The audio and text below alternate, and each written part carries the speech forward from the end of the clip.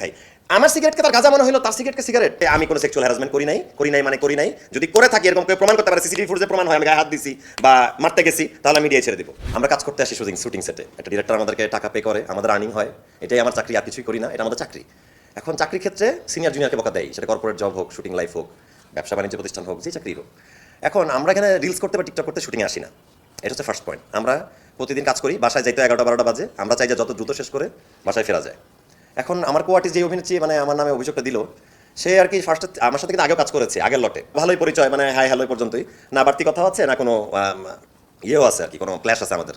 তো পরশুদিন থেকে ঘটনা শুরু আর কি এই লটের। মানে আমাদের যে আনোয়ার ভাই আর্টিস্ট, ওই যে আজিমপুর পুরান ঢাকা, তো ভাইয়ার সাথে সে টিকটক করতেছিল আর কি, হতে পারে তাদের পূর্ব পরিচয় থাকতেই পারে, একটা সেটা আমার সাথে ভালো সম্পর্ক, আমার সাথে ভালো থাকতেই পারে, কিন্তু আর কি হোল টাইমই আর কি টিকটক আর রিলসে ব্যস্ত ছিল, অ্যাক্টিংয়ে কোনো মনোযোগ ছিল না। মানে সিনের সময় ডায়লগ দিতে পারতেছে না আর কি, তার মনটা আর কি পড়ে আছে যে কন্টেন্ট বানাবো, আমাদের একটু মানে ফেসবুক দিতে পারলে ডলার আসে, আমারও আসে, সবারই আসে। এখন কথা হচ্ছে আমিও তো বানাই না, আমি তো আমার ইউটিউব চ্যানেল আমার নিজেরই আছে ম্যাঙ্গো স্কোয়ার, কোনোদিন তো আর মুসিবত আনলিমিটেড সেটে এসে তো আর আমার নিজের কন্টেন্ট আমি বানাই নাই। তো এই মানে ধরেন যখন সে ডায়লগ ভুল করা শুরু করলো, অনেকবার 3-4বার ও একবার বকা দিল, দেওয়া উচিত ছিল ডিরেক্টরের। আমি এই দিক থেকে দুঃখিত যে আমি গালি দিছি বা বকা দিয়েছি, আমি এটাও